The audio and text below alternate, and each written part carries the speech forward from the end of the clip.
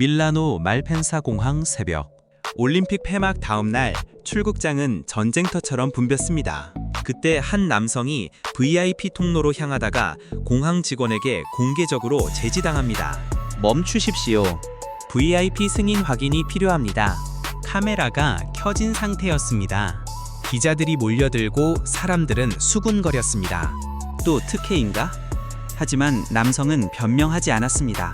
자신이 초청 VIP라는 사실도 말하지 않은 채 조용히 줄 맨 뒤로 걸어갔습니다. 그런데 10분 뒤 남성이 자리를 양보한 노부부의 여권에서 작은 태극기 스티커가 발견됩니다. 한국전 참전용사 가족이라는 표시였습니다. 그 순간 공항 전체가 침묵에 잠겼습니다.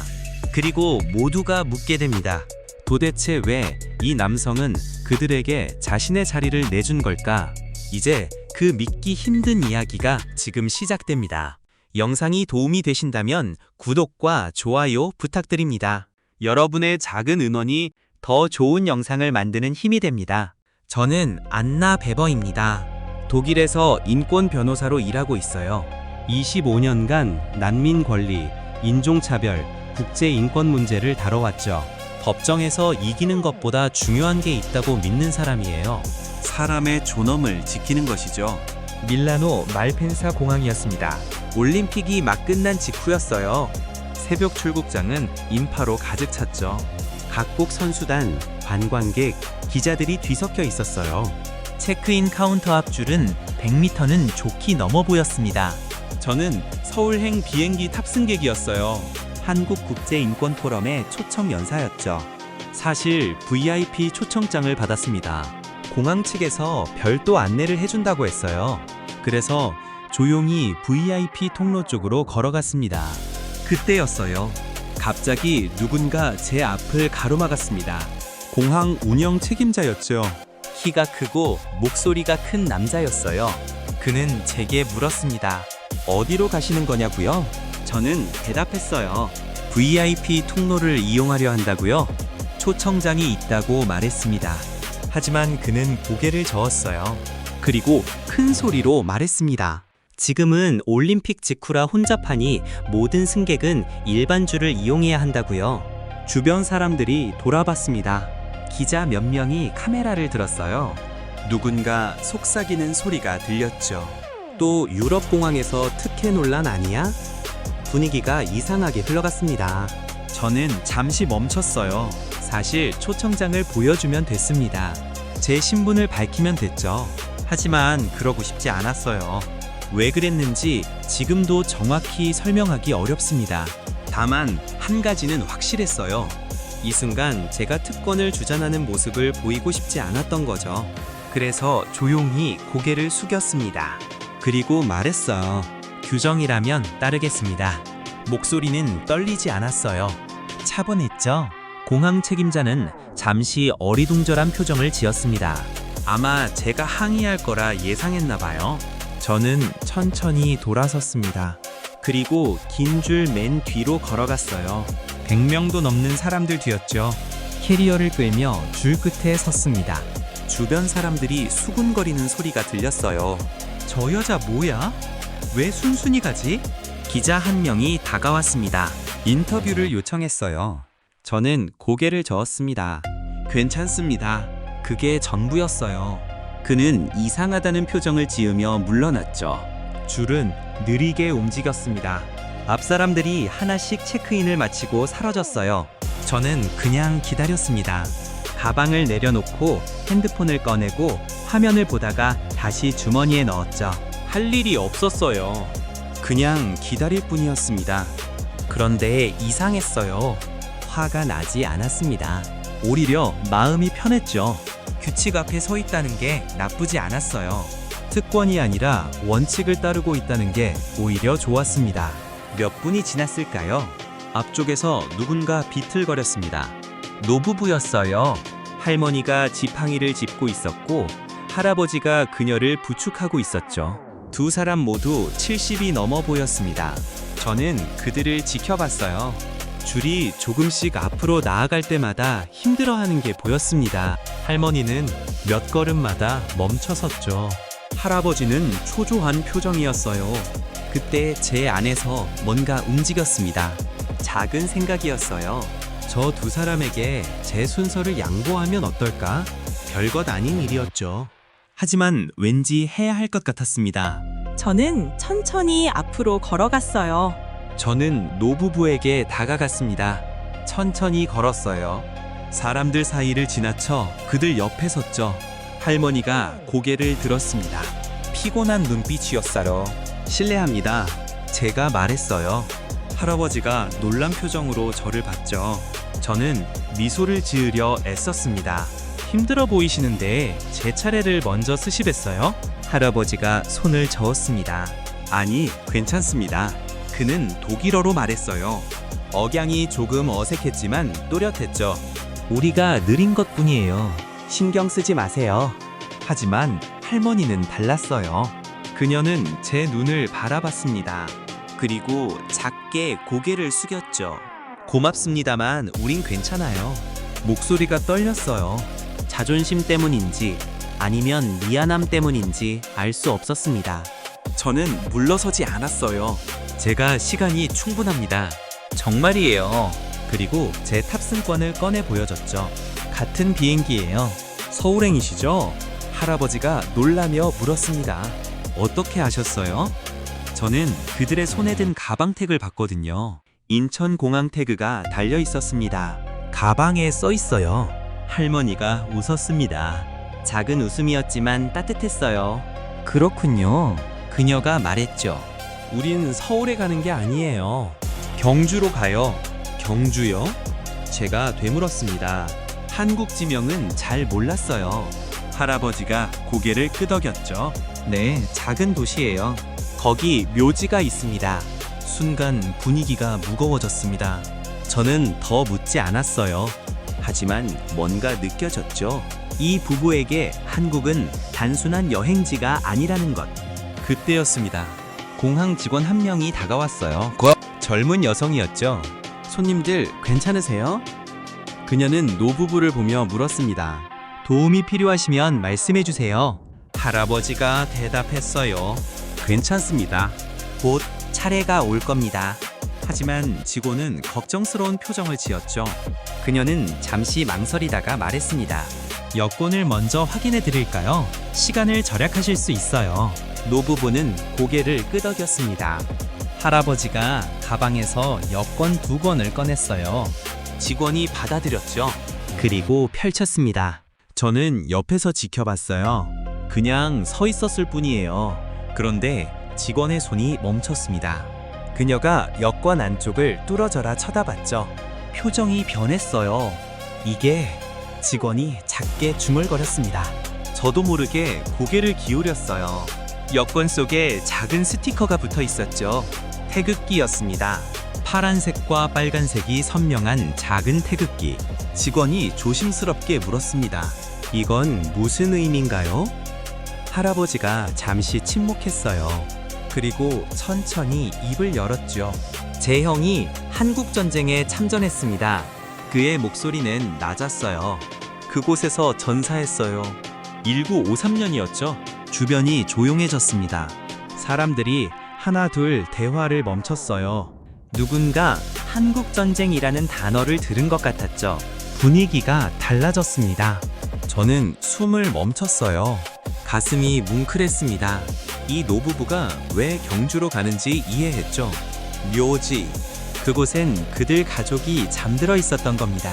할머니가 작게 덧붙였어요. 형님은 24살이었어요. 우리보다 어렸죠? 그녀의 눈가가 붉어졌습니다. 70년이 넘었는데도 아직 그곳에 계세요. 저는 할 말을 잃었습니다. 그냥 서 있었어요. 공항 직원도 마찬가지였죠. 그녀는 여권을 두 손으로 받쳐들었습니다. 마치 무언가 소중한 것을 다루듯이요. 그때 제 입에서 말이 나왔어요. 생각하지 않고 나온 말이었죠. 한국은 그 희생을 아직도 기억합니다. 노부부가 저를 봤습니다. 할아버지의 눈에 눈물이 고였어요. 할머니는 입술을 깨물었죠. 저는 고개를 깊이 숙였습니다. 말은 더 하지 않았어요. 할 수 있는 게 그것뿐이었으니까요. 주변 사람들도 조용했습니다. 누군가 핸드폰을 내렸어요. 카메라를 끈 것 같았죠? 기자들도 멈춰 섰습니다. 이 순간을 함부로 담으면 안 된다는 걸 아는 것 같았어요. 공항 직원이 여권을 돌려줬습니다. 잠시만 기다려주세요. 그녀는 급히 어딘가로 전화를 걸었어요. 무슨 말을 하는지 들리지 않았지만 목소리는 진지했습니다. 저는 그대로 노부부 옆에 섰어요. 아무 말도 하지 않았죠. 그냥 함께 있었을 뿐입니다. 할머니가 제 손을 살짝 잡았어요. 고맙습니다. 그녀가 속삭였죠. 저는 고개를 저었습니다. 아니에요. 목소리가 잠겼어요. 제가 고맙습니다. 몇 분이 흘렀습니다. 그리고 공항 운영 책임자가 나타났어요. 아까 저를 제지했던 그 남자였죠. 그는 노부부에게 다가와 허리를 숙였습니다. 죄송합니다. 그가 말했어요. 제대로 확인하지 못했습니다. 공항 운영 책임자는 노부부 앞에 섰습니다. 그의 표정이 달라져 있었어요. 아까의 단호함은 사라졌죠. 대신 조심스러움이 보였습니다. 다시 한번 사과드립니다. 그가 말했어요. 상황을 제대로 파악하지 못했습니다. 할아버지가 손을 저었죠. 괜찮습니다. 규정을 따르신 것뿐이에요. 하지만 책임자는 고개를 저었습니다. 아닙니다. 그는 여권을 다시 한번 봤어요. 태극기 스티커를 가리키며 물었죠. 이게 참전용사 가족 표시인가요? 할아버지가 고개를 끄덕였습니다. 네, 한국 정부에서 만들어준 겁니다. 그의 목소리는 담담했어요. 유족들이 한국을 방문할 때 쓰라고 주셨죠. 10년 전쯤이었어요. 저는 처음 알았습니다. 한국이 그런 일을 한다는 것을요. 70년이 지난 전쟁의 희생자 가족들을 아직도 기억하고 있다는 것. 가슴이 뜨거워졌어요. 책임자가 잠시 말이 없었습니다. 그는 주변을 둘러봤어요. 사람들이 우리를 보고 있었죠. 조용히, 하지만 분명하게. 그는 깊게 숨을 들이쉬었습니다. 라운지로 모시겠습니다. 그가 말했어요. VIP 라운지에서 편히 쉬시다가 탑승하시죠. 할머니가 놀라며 손을 저었습니다. 아니에요. 그럴 필요 없어요. 하지만 책임자는 고집했어요. 아닙니다. 그의 목소리에 힘이 들어갔죠. 당연히 해야 할 일입니다. 따라오시죠. 그때 저를 봤습니다. 책임자가 저를 똑바로 쳐다봤어요. 베버 박사님. 그가 제 이름을 불렀죠. 저는 놀랐습니다. 어떻게 제 이름을 아는지. 탑승권을 확인했습니다. 그가 말했어요. 서울국제인권포럼 초청 VIP시더군요. 그는 잠시 멈췄어요. 처음부터 VIP 통로를 쓰실 수 있었습니다. 주변 사람들이 웅성거렸습니다. 누군가 VIP였어? 라고 속삭였어요. 기자들이 다시 카메라를 들었죠. 저는 아무 말도 하지 않았습니다. 책임자가 물었어요. 왜 말씀하지 않으셨습니까? 그의 목소리엔 의아함이 섞여 있었죠. 저는 잠시 생각했습니다. 그리고 대답했어요. 규정을 따르셨으니까요. 제가 말했죠. 그게 맞다고 생각했습니다. 책임자는 할 말을 잃은 듯 보였어요. 그는 고개를 끄덕였습니다. 천천히 라운지로 가시죠. 그가 다시 말했어요. 이번엔 저를 포함해서요. 두 분과 함께요. 저는 거절하려 했습니다. 하지만 할머니가 제 손을 잡았어요. 함께 가요. 그녀가 말했죠. 혼자 두지 마세요. 목소리가 따뜻했습니다. 저는 고개를 끄덕일 수밖에 없었어요. 우리는 함께 걸었습니다. 책임자가 앞장섰고 노부부가 중간에, 제가 뒤에 섰죠. 사람들이 길을 터줬어요. 아무도 말하지 않았지만 모두가 비켜섰습니다. 복도를 걸으며 할아버지가 말했어요. 형은 이탈리아 사람이었습니다. 저는 귀를 기울였죠. 의무병이었어요. 이탈리아 적십자 소속으로 한국에 갔죠. 그렇군요. 제가 대답했습니다. 의료 지원을 하셨나 보네요. 할아버지가 고개를 끄덕였어요. 네, 부상자를 치료했어요. 전선 바로 뒤에서요. 할머니가 이어 말했습니다. 형님은 편지를 많이 보냈어요. 그녀의 목소리가 떨렸죠. 한국 사람들 이야기를 많이 썼어요. 얼마나 힘들게 사는지, 얼마나 용감한지. 마지막 편지는 할아버지가 말을 멈췄어요. 그리고 다시 시작했죠. 마지막 편지는 1953년 5월에 왔습니다. 그 뒤로 소식이 끊겼어요. 저는 가슴이 먹먹해졌습니다. 전사통보는 언제 받으셨어요? 할머니가 대답했어요. 석 달 뒤였어요. 그것도 간단한 전보로요. 어디서 전사하셨는지 알고 계세요? 제가 조심스럽게 물었죠. 할아버지가 고개를 끄덕였습니다. 경주 근처였대요. 정확한 지점은 몰라요. 하지만 유엔군 묘지에 묻혔다고 했죠. 우리는 라운지 입구에 도착했습니다. 책임자가 문을 열었어요. 들어오시죠. 넓고 조용한 공간이었습니다. 의자들이 편안해 보였어요. 노부부가 자리에 앉았습니다. 할머니가 한숨을 쉬었어요. 편하네요. 할아버지가 그녀의 손을 잡았죠. 저는 그들 옆 의자에 앉았습니다. 책임자가 물을 가져왔어요. 필요한 게 있으시면 말씀하세요. 그리고 저를 봤죠. 박사님도요. 저는 고개를 숙였습니다. 감사합니다. 그가 물러나자 조용해졌어요. 저는 노부부를 봤습니다. 할머니가 가방에서 낡은 사진 한 장을 꺼냈어요. 이게 형님이에요. 사진 속엔 젊은 남자가 서 있었습니다. 군복을 입고 있었죠. 환하게 웃고 있었어요. 24살. 제가 중얼거렸습니다. 정말 어리네요. 그때는 다들 어렸어요. 할아버지가 말했죠.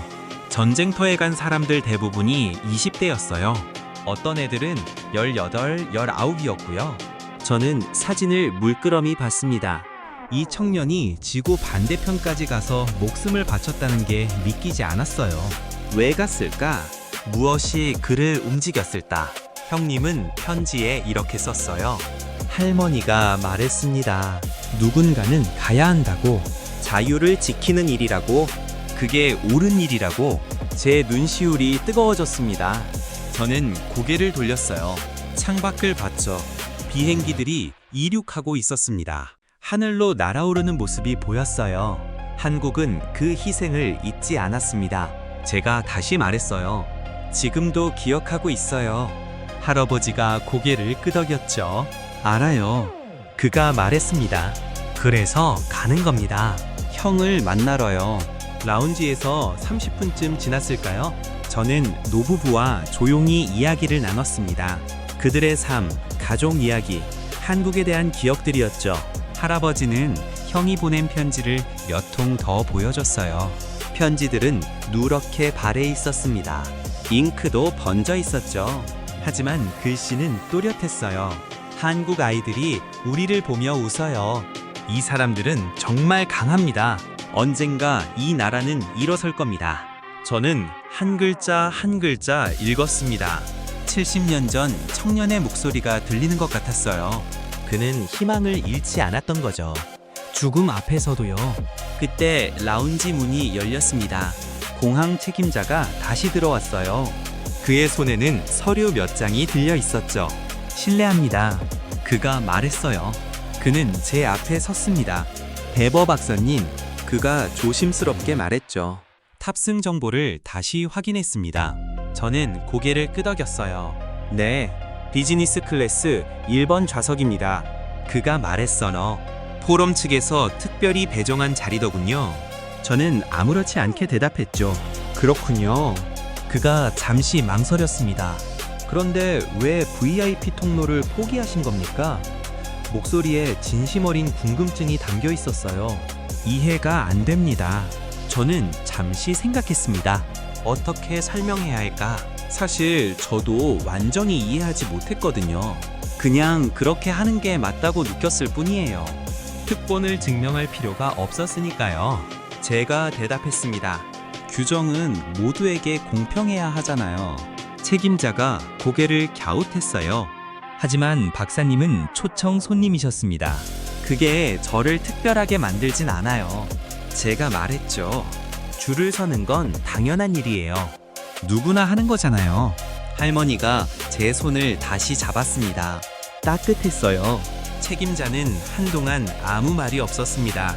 그리고 천천히 고개를 숙였어요. 배웠습니다. 그가 말했죠.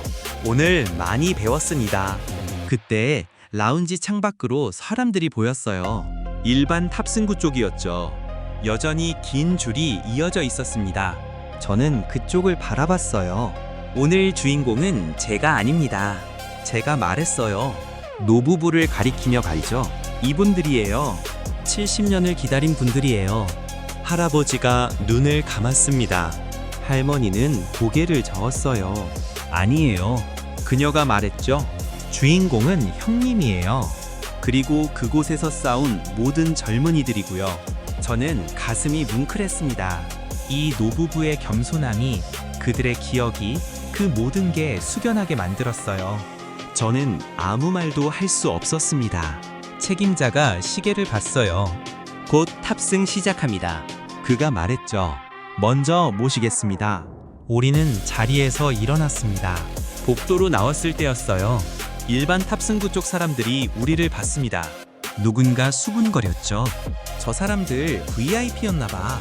역시 특혜네. 저는 그 말을 들었습니다. 하지만 신경 쓰지 않았어요. 오해는 괜찮았죠. 중요한 건 진실이었으니까. 이 노부부가 왜 여기 있는지, 무엇을 위해 한국으로 가는지. 우리는 천천히 걸었습니다. 할머니가 지팡이를 짚었고 할아버지가 부축했고 저는 그 옆을 걸었어요. 책임자가 앞장섰죠. 탑승구가 가까워졌습니다.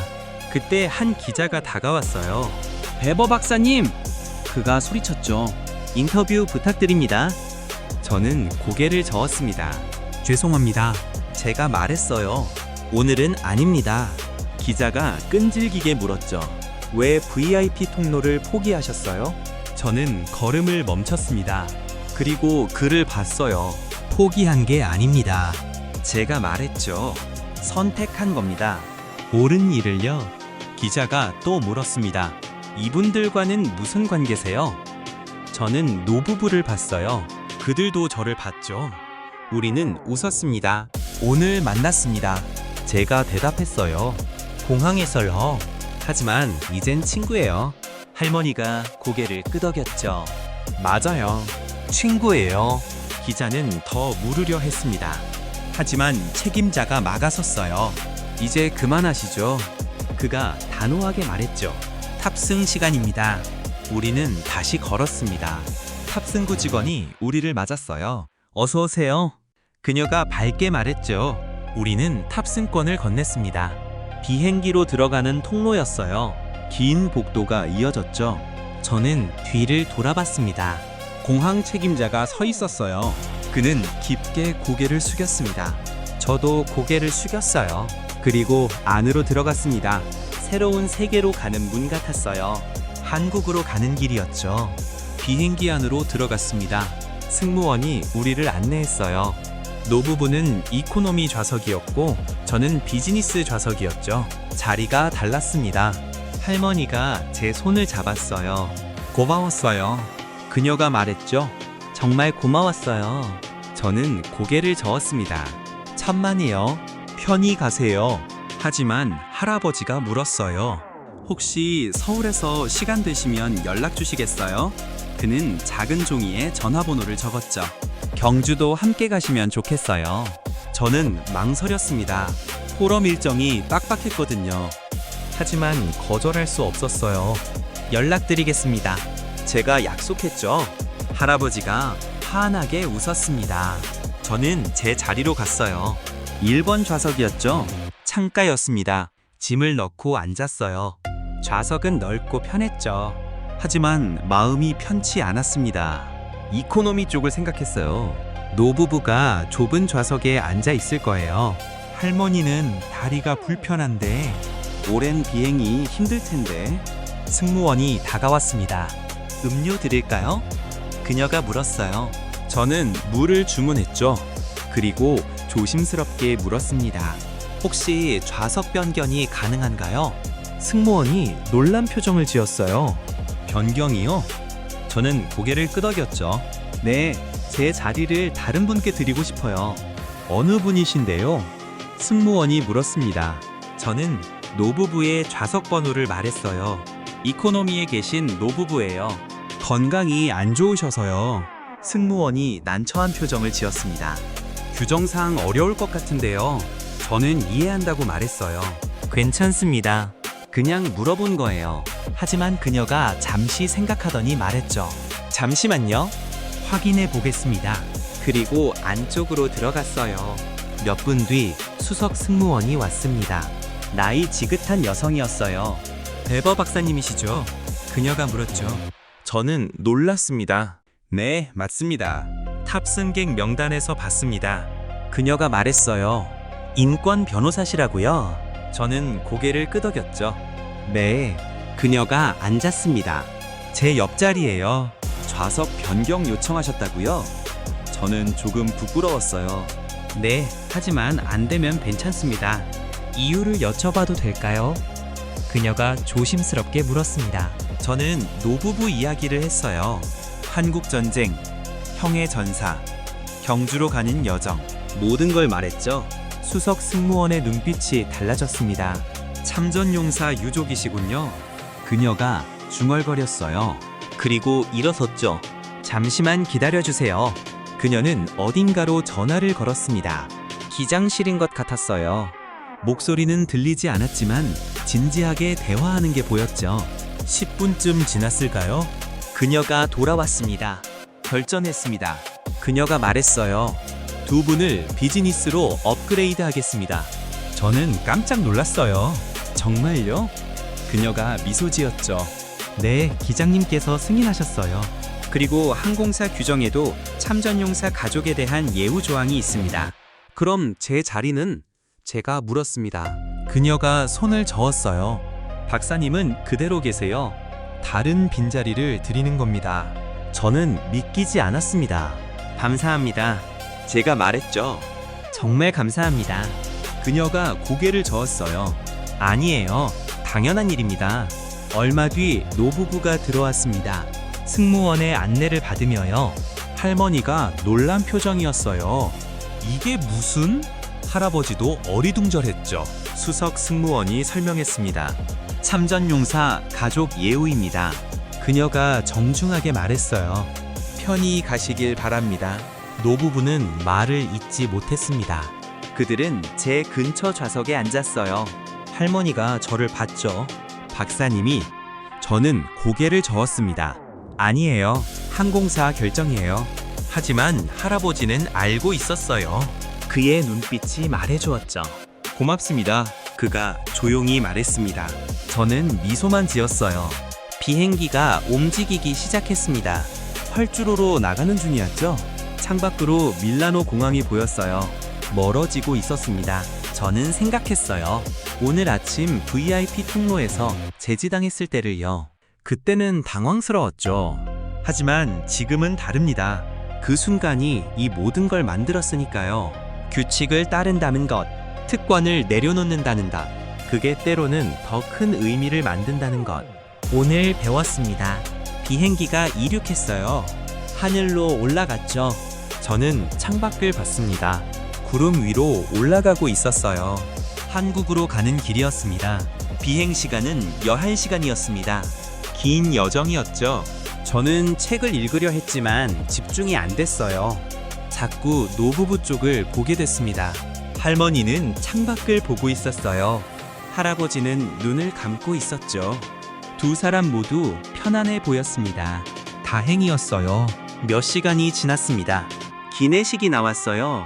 승무원들이 정성스럽게 서빙했죠. 노부부에게는 특별히 더 신경 쓰는 것 같았습니다.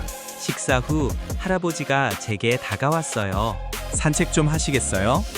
그가 물었죠. 저는 고개를 끄덕였습니다. 좋아요.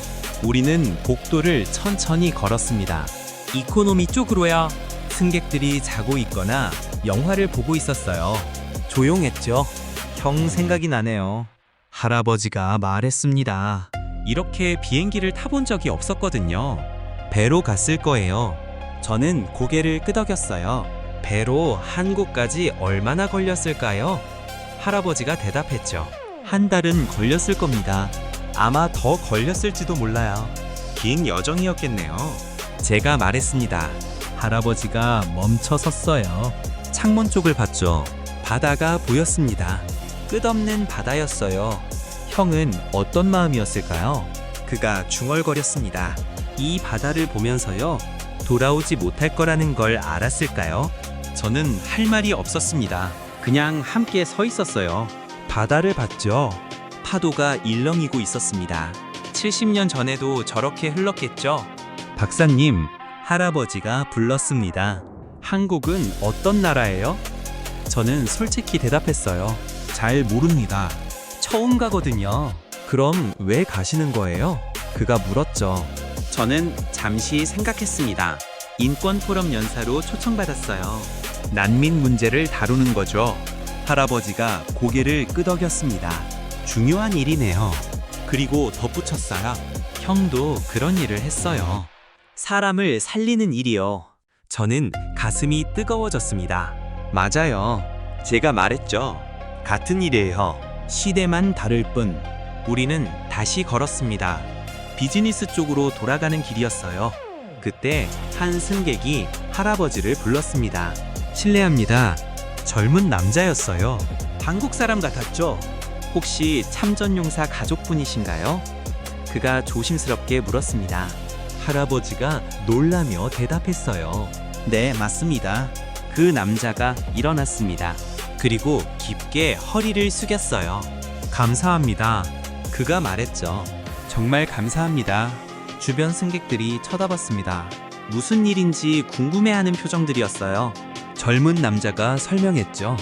이분 형제분이 한국전쟁 때 우리나라를 위해 싸우셨대요. 분위기가 변했습니다.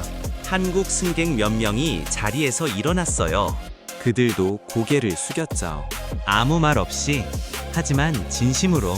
할아버지가 당황했습니다. 아니, 괜찮습니다. 그가 손을 저었어요. 일어나지 마세요. 하지만 사람들은 계속 고개를 숙였습니다. 한 할머니가 다가왔어요. 한국말로 뭔가 말했죠. 통역이 필요 없었습니다. 그녀의 눈에 눈물이 고여 있었거든요. 감사의 마음은 언어가 필요 없었어요. 저는 옆에서 지켜봤습니다. 가슴이 벅차올랐어요. 이 장면이, 이 순간이 너무나 아름다웠습니다. 강요 없이 생긴 존중이었어요. 할아버지가 다시 고개를 숙였습니다. 감사합니다. 그가 떨리는 목소리로 말했어요. 형이 알면 기뻐할 겁니다. 우리는 자리로 돌아왔습니다. 할머니가 기다리고 있었어요. 무슨 일이에요? 그녀가 물었죠. 할아버지가 설명했습니다. 할머니의 눈에도 눈물이 고였어요. 70년이 지났는데도 할머니가 중얼거렸습니다. 아직도 기억하는구나. 저는 그녀의 손을 잡았어요. 기억합니다. 한국은 잊지 않았어요. 수석 승무원이 다가왔습니다. 곧 인천에 도착하니다. 그녀가 말했어요. 안전벨트 착용해주세요. 우리는 준비를 시작했죠. 비행기가 하강하기 시작했습니다. 창밖으로 한국 땅이 보였어요. 도시들, 강들, 산들이 펼쳐져 있었죠. 아름다웠습니다. 할아버지가 창문에 얼굴을 붙였어요. 형이 지킨 나라구나. 그가 속삭였죠. 그때 지켜진 나라가 지금의 한국이구나. 저도 창밖을 봤습니다. 저 땅에서 젊은이들이 싸웠어요. 목숨을 바쳤죠. 자유를 지키기 위해서, 평화를 위해서. 비행기가 착륙했습니다. 바퀴가 활주로에 닿는 순간이었어요. 승객들이 박수를 쳤습니다. 긴 여정의 끝이었죠. 우리는 일어났습니다. 짐을 챙겼어요. 출구로 향했죠. 새로운 세계가 기다리고 있었습니다. 인천공항은 넓고 현대적이었습니다. 깨끗하고 효율적이었어요. 저는 입국 심사를 마치고 짐을 찾았죠. 노부부도 함께였습니다. 공항 로비로 나왔을 때였어요. 사람들이 저를 쳐다봤습니다. 수군거리는 소리가 들렸어요. 이상했죠. 저를 알 리가 없는데. 한 젊은 여성이 다가왔습니다. 베버 박사님이시죠? 그녀가 물었어요. 저는 놀라며 대답했습니다. 네, 맞는데요. 영상 봤어요. 그녀가 흥분하며 말했죠. 밀라노 공항 영상이요? 저는 이해하지 못했어요. 영상이요? 그녀가 핸드폰을 보여줬습니다. 화면에 제가 나왔어요. 공항에서 줄 맨 뒤로 걸어가는 모습이었죠. 누군가 찍은 거였습니다. 영상은 짧았어요. 3분 정도였죠. 하지만 조회수가 엄청났습니다. 500만이 넘었어요. 댓글도 수천 개였죠. 저는 당황했습니다. 이게 어떻게? 젊은 여성이 설명했어요. 기자가 올린 거예요. 유럽 특혜 논란이라고요. 근데 나중에 진실이 밝혀졌어요. 그녀가 댓글을 보여줬습니다. 참전용사 가족을 위해 양보한 변호사. 진짜 품격은 이런 거다. 한국 전쟁을 기억하는 독일인. 내용들이었어요. 저는 핸드폰을 돌려줬습니다. 몰랐네요. 제가 말했죠. 그녀가 웃었어요. 엄청 유명해지셨어요. 한국에서요. 노부부도 놀란 표정이었습니다. 우리 때문에 할머니가 걱정스럽게 말했어요. 저는 고개를 저었죠. 아니에요. 괜찮아요. 하지만 괜찮지 않았습니다. 사람들이 계속 다가왔어요. 사진을 찍자고 했죠. 인터뷰를 요청했습니다. 저는 모두 정중히 거절했어요. 죄송합니다. 제가 반복해서 말했습니다. 지금은 어렵습니다. 하지만 사람들은 이해해 주었어요. 오히려 응원했죠. 우리는 택시를 탔습니다. 서울 시내로 가는 길이었어요. 노부부는 호텔로, 저는 포럼 숙소로 가기로 했죠. 차 안에서 핸드폰을 켰습니다. 메시지가 쏟아졌어요. 독일 사무실에서, 동료들에게서, 언론사에서 모두 밀라노 영상에 대한 것이었죠. 한 기자가 이메일을 보냈어요. 차별인가 품격인가 밀라노 공항의 진실. 기사 제목이었죠. 저는 읽지 않았습니다. 읽고 싶지 않았어요. 포럼 주최 측에서도 연락이 왔습니다. 영상 때문에 관심이 폭발적입니다. 그들이 썼더군요. 강연장을 더 큰 곳으로 옮겼습니다. 저는 한숨을 쉬었어요. 이런 유명세가 불편했습니다. 저는 그냥 옳은 일을 했을 뿐이에요. 특별한 게 아니었죠. 호텔 앞에 도착했습니다. 노부부가 내렸어요. 할아버지가 제 손을 잡았죠. 내일 경주로 갑니다. 그가 말했어요. 함께 가시겠어요? 저는 망설였습니다. 포럼 일정을 확인했어요. 강연은 모레였죠? 내일은 비어 있었습니다. 가겠습니다. 제가 대답했어요. 할아버지가 환하게 웃었습니다. 고맙습니다. 그가 말했죠. 형을 만나러 가요. 함께요. 저는 고개를 끄덕였습니다. 제 숙소에 도착했어요. 체크인을 하고 방으로 올라갔죠. 피곤했습니다. 긴 하루였어요. 침대에 누웠습니다. 천장을 봤어요. 오늘 하루가 영화 같았죠. 아침엔 밀라노 공항이었는데 저녁엔 서울이에요. 핸드폰을 다시 켰습니다. 영상을 찾아봤어요. 조회수가 700만을 넘었더군요. 댓글도 계속 달리고 있었죠. 한 댓글이 눈에 들어왔습니다. 우리 할아버지도 한국전 참전용사였어요. 작년에 돌아가셨죠. 이 영상 보고 울었습니다. 감사합니다. 저는 눈물이 났습니다. 처음으로요. 이 모든 게 무엇을 의미하는지 알 것 같았어요. 기억이라는 것, 감사라는 것. 다음 날 아침 일찍 일어났습니다. 노부부와 만나기로 했거든요. 경주로 가는 기차를 타기로 했죠. 호텔 로비에서 만났어요. 할머니가 단정한 옷을 입고 있었습니다.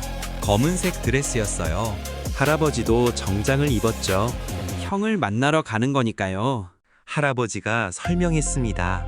제대로 차려입어야죠. 저도 어두운 색 옷으로 갈아입었어요.